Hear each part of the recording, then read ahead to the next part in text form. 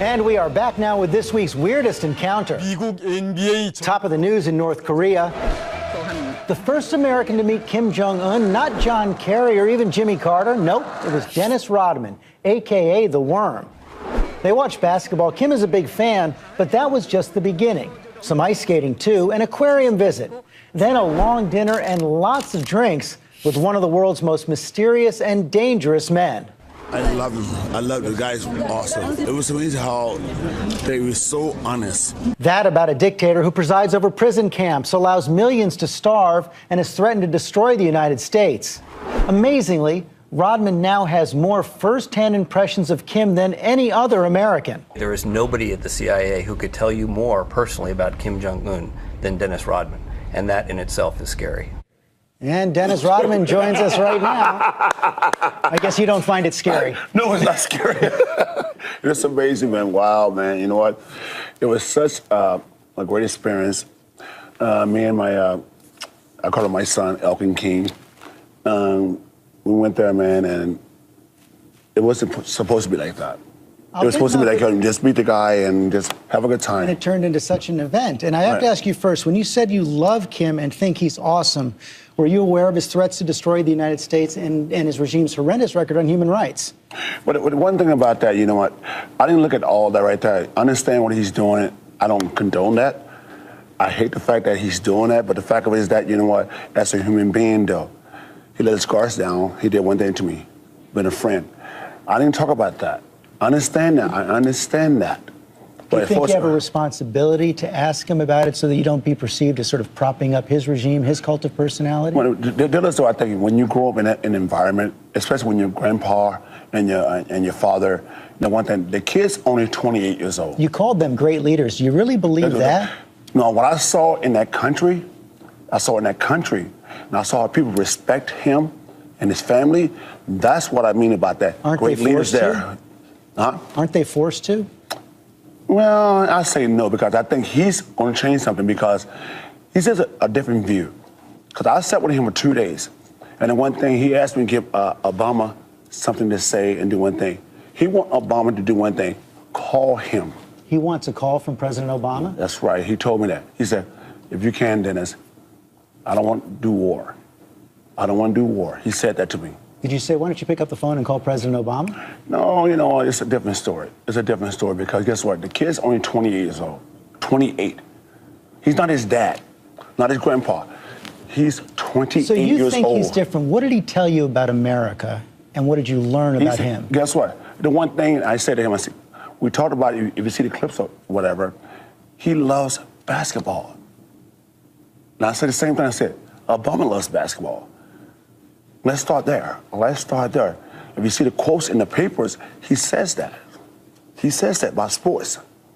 Both of you guys love basketball so much. So that's one tiny bit of common ground. Did you get any sense from him that he was looking to change the relationship with the United States? Well, one thing about him, one thing I noticed about him, he's very humble. He's very humble, man. As a kid, he's very humble. He's very strong as a man. He's very strong, but guess what? He don't want war. That's one thing he don't want. He said in the past that he would destroy the United States. Well, I just think that's coming from his father. I think as a young man, he don't want anything. What else does he know about the United States and President Obama, from what you could tell? Well, I can tell about him. He does one thing. He loves power.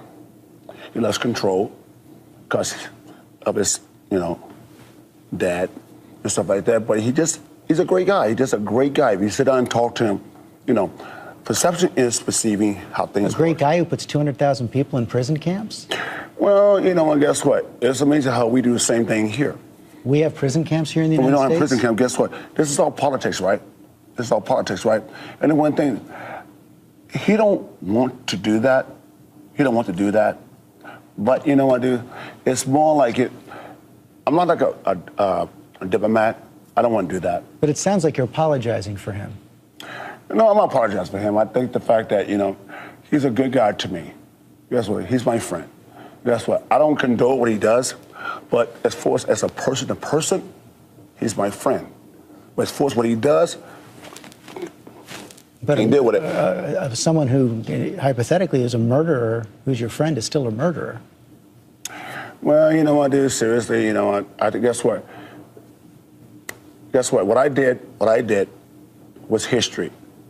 And guess what? It's just like we do over here in America, right? It's amazing that we have presidents over here do the same thing, right? It's amazing that Bill Clinton can do one thing, have sex with his secretary and do one thing, and really get away with it and still be powerful. And that's amazing. How can you compare that to prison camps? No, prison camp do one thing. We don't need to do one thing. Object that. We don't need to object that. Guess what? We're doing one thing. If, like a friend to friend, right? It's a friend to friend. He's a friend to me. That's about it. So you're going to go back? Yes, I am. I'm going to go back, do one thing, and find out more what's really going on. Find out more. Okay, next time you go back, you should bring this report from the Human Rights Watch with you and maybe ask him questions about that as well. You might learn a lot more, and it might press him as well. But thank you for coming on this morning and sharing your impressions. Either way, guess what, though? Here's the report. Guess what? Thank you for the report.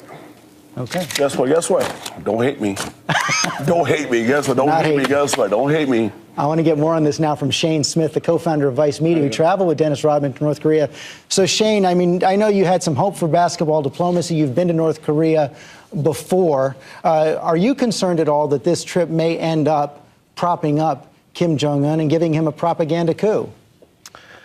I don't think so. I mean, it's definitely not going to do that for the rest of the world. People know what's going on, and they know our position. Just to be clear, I didn't go with Dennis on this trip. I've been twice before. I'm not allowed to go anymore.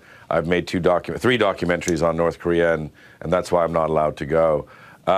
What happens within North Korea, they can say whatever they want on their state television anyway. They're going to say whatever they want, and they've done so in the past. I don't think it's a propaganda coup internationally.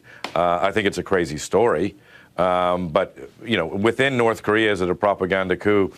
The New York Philharmonic went there. Was that a propaganda coup? I don't think so. Any hope for a new relationship, you believe? That's the one thing I will say is that, look, there was a love of basketball, sort of reminiscent of ping pong diplomacy. There have been, very few instances of dialogue. And dialogue, I believe, is always good. And obviously, if Kim Jong-un is interested in America, if he's interested in basketball, if he made sort of allusions to the fact that he wished that there was closer relations between the two countries, I think that's a good thing. Even if it's political grandstanding, at least that could be the beginning of a dialogue that hasn't worked well in the past between America and North Korea. Shane Smith, Dennis Rodman, thank you both very much.